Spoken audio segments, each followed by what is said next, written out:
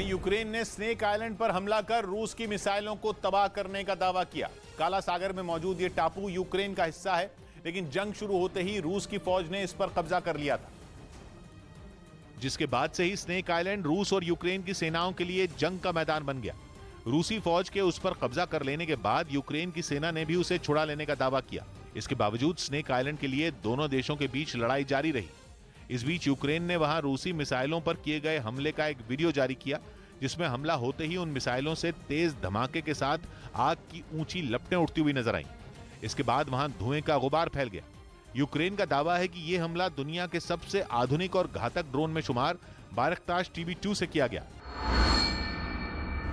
उधर यूक्रेन के चरकास्के शहर में मोर्चे पर डटे यूक्रेन के कुछ सैनिकों का वीडियो सामने आया, जिसके जरिए यह दिखाने की कोशिश की गई कि जंग को शुरू हुए करीब 1.5 महीना बीत चुका है, लेकिन यूक्रेन के सैनिक उसी जोश के साथ अपनी देश की सुरक्षा में तैनात हैं, जो कि उस वीडियो में दिखा भी। इस वीडियो में यूक्रेन के कुछ सैनिक जमीन में गड्ढे खोदकर उनमें तैनात नजर आए, वो भी इस तरह कि अगले ही पल अगर दुश्मन हमला कर दे तो वो उसका तुरंत जवाब दे सके। कई किलोमीटर लंबे और कई फीट गहरे गड्ढे यूक्रेन के उन सैनिकों के लिए जैसे उनका घर बन गए, लेकिन उनके चेहरे पर जरा भी शिकन दिखाई नहीं दी, क्योंकि उन्होंने अपने देश को रूस के कब्जे से बचाने का जिम्मा अपने कंधों पर लिया है। उन्हीं गड्ढों में उन्होंने अपने हथियार रखे और वहीं अपने सोने और खाने पीने की व्यवस्था भी कर ली। इसके साथ ही सूरज उगने से लेकर ढलने तक उनकी नजरें दुश्मन के अगले एक्शन पर चौकस दिखीं।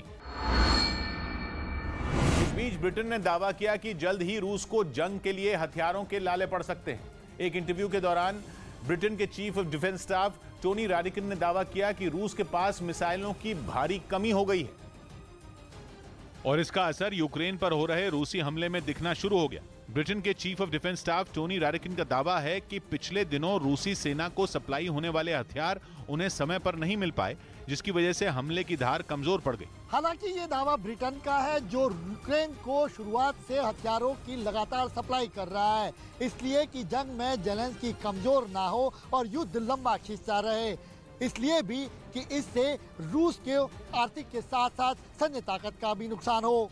यही वजह है कि पश्चिमी मीडिया दावा कर रहा है कि जंग की शुरुआत में जितनी तेजी से मिसाइलें और बमों की बारिश की जा रही थी, अब रूस के हमले में वो तेजी नहीं देखी जा रही।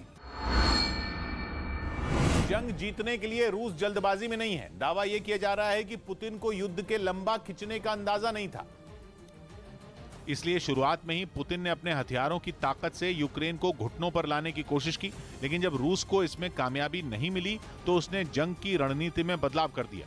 लेकिन जैसे जैसे युद्ध लंबा खिंचता जा रहा है, रूसी सेना के लिए हथियारों की सप्लाई में रुकावट आ रही है। और दावा तो यह भी है कि रूस में बैठे सेना के कई अधिकारी जंग में अब तक जीत हासिल नहीं होने का ठीकरा एक दूसरे पर फोड़ रहे हैं। इसके साथ पुतिन ने हथियारों की कमी को तुरंत दूर करने के लिए युद्ध स्तर पर काम करने का भी निर्देश दिया। उधर यूक्रेन जंग के बीच ईसाइयों के सबसे बड़े धर्मगुरु पोप फ्रांसिस नेटो पर भड़क गए। इटली के एक अखबार को दिए इंटरव्यू में उन्होंने आरोप लगाया कि नेटो की वजह से ही रूस ने यूक्रेन पर हमला किया। यही नहीं, पोप फ्रांसिस ने तो यहां तक कह दिया कि नेटो ने ही रूस को इस युद्ध के लिए भड़काया। उनके मुताबिक नेटो से जुड़े देश अपनी ताकत दिखाने के लिए रूस के दरवाजे तक पहुंचे, जिससे बात इतनी बिगड़ गई कि रूस ने युद्ध करने की ठान ली। पोप फ्रांसिस यही नहीं रुके, उन्होंने नेटो पर रूस को उकसाने के बाद पीछे हटने का भी आरोप लगाया। ईसाइयों के सबसे बड़े धर्मगुरु का साफ मानना है कि नेटो की इस गलती की सजा यूक्रेन को भुगतनी पड़ रही है। उन्होंने युद्ध के पीछे हथियार कारोबारियों के मुनाफे का खेल होने की भी बात कही। पोप ने यह गंभीर आरोप लगाया कि युद्ध की आड़ में खतरनाक हथियारों तक का टेस्ट हो रहा है, यानी अपनी ताकत को बढ़ाने और शक्ति प्रदर्शन के लिए लोगों की जान से सीधे सीधे खिलवाड़। हालांकि पोप ने अपने इस इंटरव्यू में पुतिन के खिलाफ कुछ नहीं बोला। इतना ही नहीं, वो यूक्रेन को हथियार दे रहे देशों पर भी चुप्पी साधे रहे। वहीं दावा किया गया कि पुतिन ने यूक्रेन की जंग को धर्म युद्ध बना दिया है। कहा जा रहा है कि यूक्रेन की लड़ाई ईसाई समुदाय के दो गुटों के बीच की दूरी बढ़ा रही है, और ये दो गुट हैं रोमन कैथोलिक ईसाई समुदाय और रशियन ऑर्थोडॉक्स ईसाई समुदाय। वैसे पश्चिमी देशों के रोमन कैथोलिक ईसाइयों और रूस के ऑर्थोडॉक्स ईसाइयों में कभी नहीं बनी, लेकिन यूक्रेन की जंग ने इस खाई को और गहरा कर दिया। द वॉशिंगटन पोस्ट ने अपने आर्टिकल में लिखा कि यूक्रेन पर हमले की एक बड़ी वजह है वहां के ऑर्थोडॉक्स ईसाई, क्योंकि रूस, यूक्रेन और बेलारूस ये तीनों देश करीब 1000 साल से एक ही धार्मिक विरासत को आगे ले जा रहे हैं। तीनों ही देशों में ऑर्थोडॉक्स ईसाई समुदाय के लोगों की आबादी अच्छी खासी है। और कहा जा रहा है कि इसी वजह से पुतिन यूक्रेन को रूस का हिस्सा बनाना चाहते हैं, जबकि यूक्रेन ऐसा नहीं चाहता और वो 2019 में ही रशियन ऑर्थोडॉक्स चर्च से अलग हो गया था, जिसके बाद यूक्रेन की चर्च ने खुद को आजाद घोषित कर दिया था। यही नहीं, उसे अमेरिका समेत दूसरे पश्चिमी देशों से आर्थिक सहायता भी मिलती है। और कहा जा रहा है कि पुतिन को यही बात कबूल नहीं है, क्योंकि उनका मानना है कि रूस और यूक्रेन की चर्च एक है। यही नहीं, अटकलें तो ये भी लगी कि यूक्रेन की चर्च से जुड़े कई लोग अब भी रूस का हिस्सा मानते हैं। उनका कहना है कि पश्चिमी देश जबरदस्ती इस मामले में घुस रहे हैं। रशियन ऑर्थोडॉक्स ईसाई समुदाय के सबसे बड़े धर्मगुरु और मॉस्को के मुख्य पादरी किरिल तोल खुलकर पुतिन का साथ दे चुके हैं और कह चुके हैं कि यूक्रेन में रूस की लड़ाई बाहरी ताकतों से है। मतलब बिशप किरिल पुतिन के साथ खड़े हैं, जिसका कैथोलिक ईसाइयों ने विरोध किया। रोमन कैथोलिक ईसाई समुदाय के पोप फ्रांसिस ने तो ये तक बोल दिया कि बिशप किरिल पुतिन के ऑल्टर बॉय न बने, मतलब ये कि वो पुतिन की तरफ से ना बोलें, जिसके बाद कैथोलिक और ऑर्थोडॉक्स ईसाइयों के बीच ठन गई। कहा तो ये भी जा रहा है कि पुतिन जेलेंस्की के यहूदी समुदाय का होने का हवाला देकर हमले को जायज ठहरा रहे हैं और धर्म का कार्ड खेल रहे हैं। मतलब ये कि पुतिन दोनों देशों में एक ही धर्म के ज्यादा लोग होने को हमले की वजह बताना चाहते हैं। पश्चिमी देशों को जवाब देना चाहते हैं, क्योंकि दोनों समुदायों की मान्यताओं में कई अंतर हैं। साल 1054 में Russian Orthodox church Catholic church से अलग हो गया। रशियन ऑर्थोडॉक्स ईसाई समुदाय पोप को नहीं बल्कि बिशप को, वहां के मॉस्को के बिशप को अपना सबसे बड़ा धर्मगुरु मानते हैं। वैसे तो रूस एक धर्मनिरपेक्ष देश है, लेकिन रूस के ज्यादातर लोगों की तरह पुतिन खुद को रशियन ऑर्थोडॉक्स चर्च का अनुयायी मानते हैं। पूरी दुनिया में रशियन ऑर्थोडॉक्स ईसाई समुदाय के लोगों की आबादी करीब 24 करोड़ है, जिनमें करीब 10 करोड़ रूस में। यूक्रेन में इस समुदाय के लोगों की आबादी अच्छी खासी है। रूस की करेंसी रूबल ने डॉलर के मुकाबले मजबूती का पिछले 2 साल का रिकॉर्ड तोड़ दिया। हैरान करने वाली बात यह कि यूक्रेन की जंग के कारण रूस बेहद कड़े आर्थिक प्रतिबंध झेल रहा है।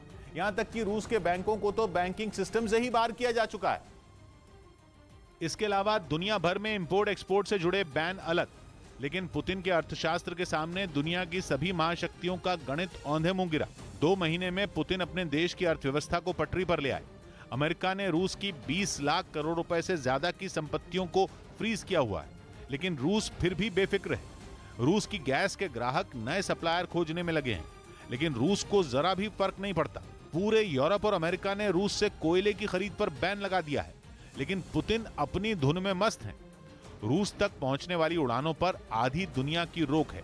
बड़ी बड़ी ताकतें रूस से दूरी बना रही हैं, लेकिन रूस की करेंसी रूबल मजबूती के रिकॉर्ड बना रही है। रूबल उस स्तर पर पहुंच गया जहां कोरोना संकट से पहले हुआ करता था। कारोबार के दौरान $1 की कीमत 64 रूबल तक पहुंच गई। पिछले 2 महीने में दुनिया की कोई भी करेंसी इतनी मजबूत नहीं हुई जितनी मजबूत रूस की करेंसी रूबल हुई। 7 मार्च को $1 137 रूबल में मिल रहा था। ये 7 मार्च का आंकड़ा है, मतलब ठीक 2 महीने पहले का, और अब ये 64 रूबल में मिल रहा है।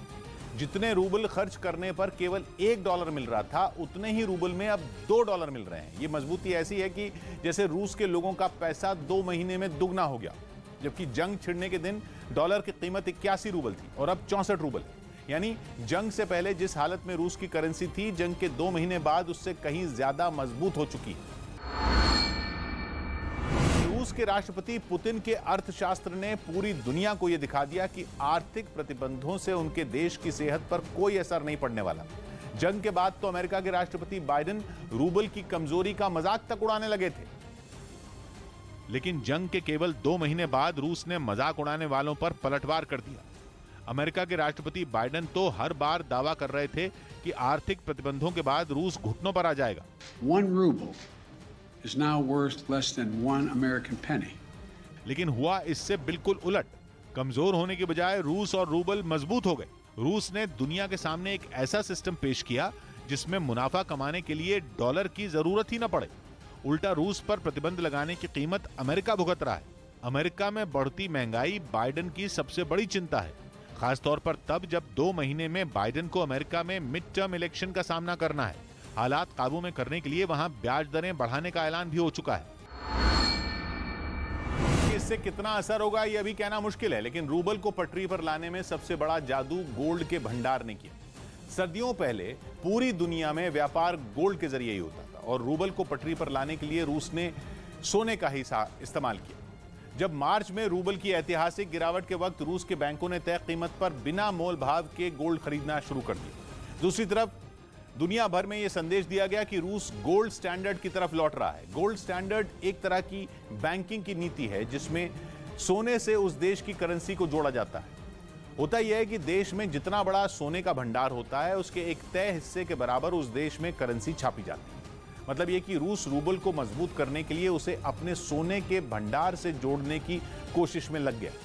अहम यह है कि केवल कच्चे तेल या नेचुरल गैस का ही नहीं, सोने का भी रूस में बहुत बड़ा भंडार है। दुनिया में सोने का हर साल जितना भी खनन होता है उनमें 10% रूस में ही होता है।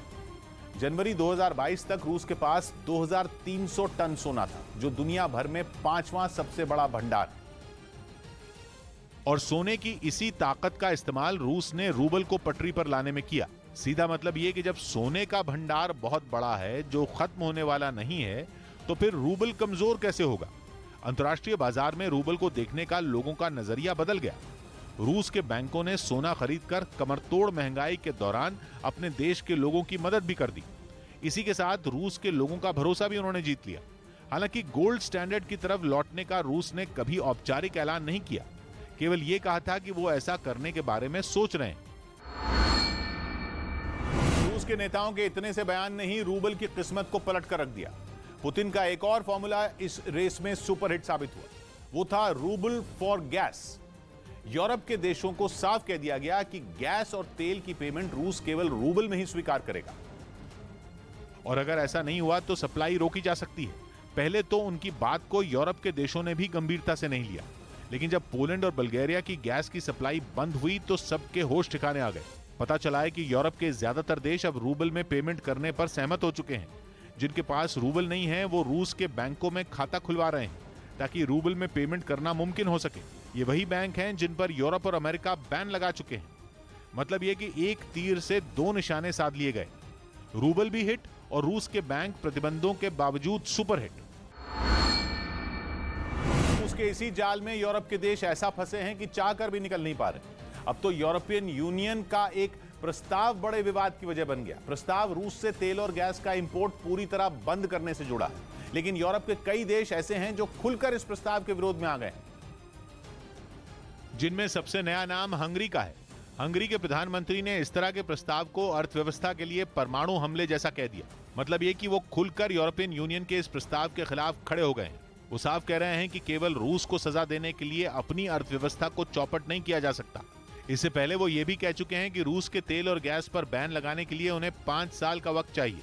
जब यूरोपियन यूनियन ने अपने सदस्य देशों पर रूस पर बैन के लिए दबाव बनाया, तब हंगरी जैसे देश का सब्र जवाब दे गया। ऐसे में पुतिन यूरोप के दो फाड़ करने में कामयाब रहे। हंगरी इस कतार में अकेला नहीं है। इटली और स्लोवाकिया पहले ही इस प्रस्ताव का विरोध कर चुके हैं।